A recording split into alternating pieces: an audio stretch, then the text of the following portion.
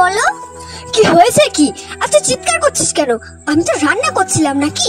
সত্যি বাপু, একটু রান্না করার শান্তি নেই। আরে মা, তোমাকে বললাম না আজ আমার কলেজের অ্যাডমিশন রয়েছে। আচ্ছা, তুমি টাকাটা চেয়ে রেখেছো তো দাদার কাছ থেকে? এই রে, সুতমার মাথা থেকে একদম বেরিয়ে গেছে। যা, এখন কি হবে? ওফ মা, করেছো কি তুমি? আজকে আমার অ্যাডমিশনের লাস্ট ডেট, আর এর পরদিন থেকে কলেজে আমাকে ভর্তি নেবে না। তোকে কলেজে ভর্তি করলে তো তুই কলেজে ভর্তি হবি। এই কি বাবা, আপনি আবার অসুস্থ শরীর নিয়ে বাইরে আসতে গেলেন কেন? কিছু কি লাগবে? না না বৌমা, আমার কিছু লাগবে না। তোমাদেরকে একটা কথা বলার জন্য এখানে এলুম আর কি। শরীরটা বড্ড খারাপ যাচ্ছে গো। হ্যাঁ বলুন না বাবা, কি বলবেন, আমি শুনছি।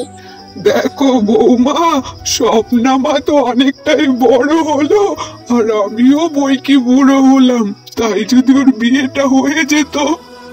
দেখো দাদু, আমি কিন্তু এখন বিয়ে করব না। কেন রে মা?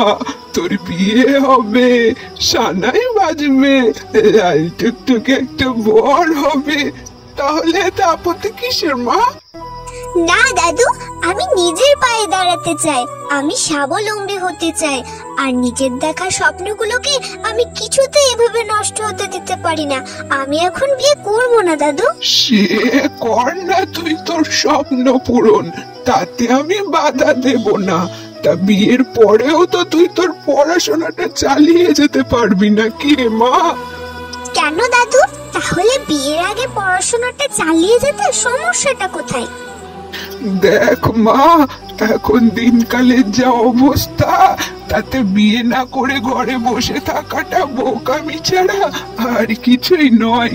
তাছাড়া তুই তো ছেলে নোস যে বাইরে বাইরে ঘুরে বেড়াবি পড়াশোনার জন্য।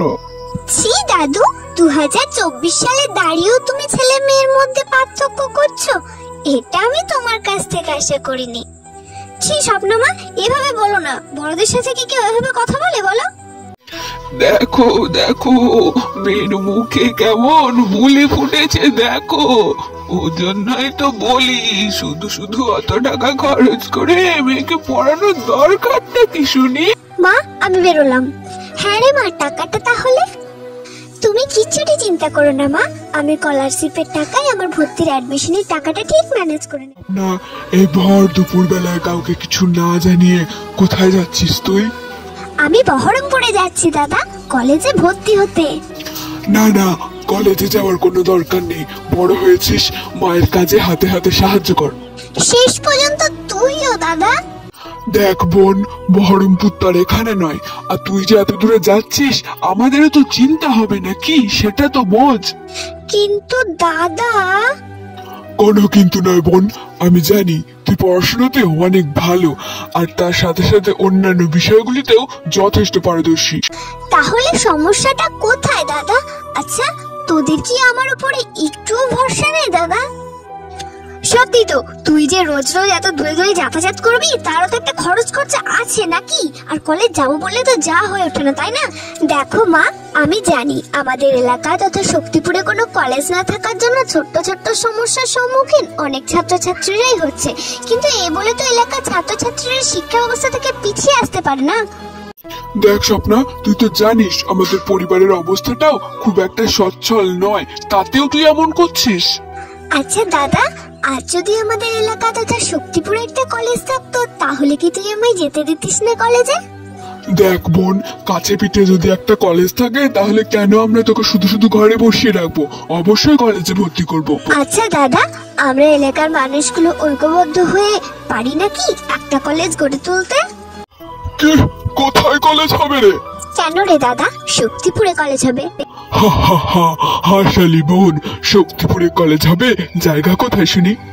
কেন রে দাদা, কলেজ তৈরির জন্য কি খুব বেশি একটা জায়গার প্রয়োজন হয়? শক্তিপুরে না থাক, বাজারসোর পিডব্লিউডি এর কাছে তো অনেকটা ফাঁকা জায়গা পড়ে রয়েছে দাদা, সেখানেও কি আমাদের কলেজ গড়ে উঠতে পারে না? হ্যাঁ, ওখানে করলেও করা যেতে পারে। আর তাছাড়াও আমরা তো বইয়ের পাতায় পড়েছি বল, ঈশ্বরচন্দ্র বিদ্যাসাগর কত কষ্ট করে ল্যাম্পপোস্টের আলোয় বসেও পড়াশোনা করতেন। দেখ বোন, ওনারা সব পণ্ডিত মানুষ, ওনারা ওইসব করতে পারবেন, তাই বলে কি সাধারণ মানুষেরা আমরা পারবো বল?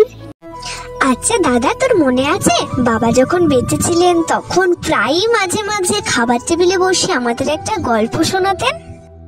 কোন গল্পটা বলতো? আমি তো ঠিক মনে করতে পারছি না। ওই যে বাবারা যখন প্রথম কলেজে যান তখন তাদের বসার জন্য কোনো ঘর ছিল না, পড়ানোর জন্য মোটে একটা কিংবা দুটো স্যার ছিল।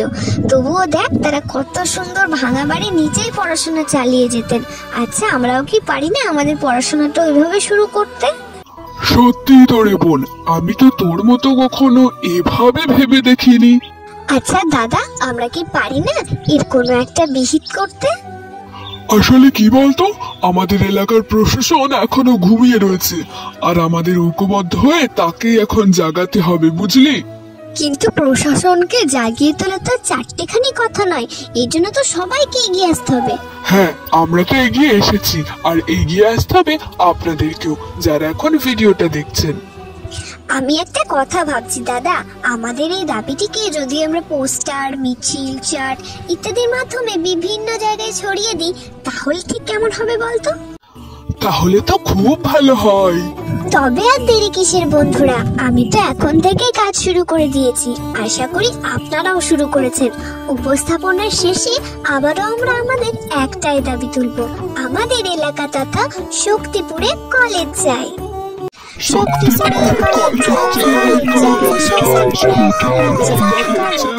বর্তমানে আমরা প্রায় সবাই সোশ্যাল মিডিয়ার সঙ্গে যুক্ত, তাই সোশ্যাল মিডিয়ার হাত ধরেই আমরা এই বার্তাটি আপনাদের কাছে পৌঁছে দিলাম। আশা করি ভিডিওটি শেয়ার করে আপনিও আপনার এলাকার প্রত্যেকটা কোনায় কোনায় এই খবরটি ছড়িয়ে দেবেন।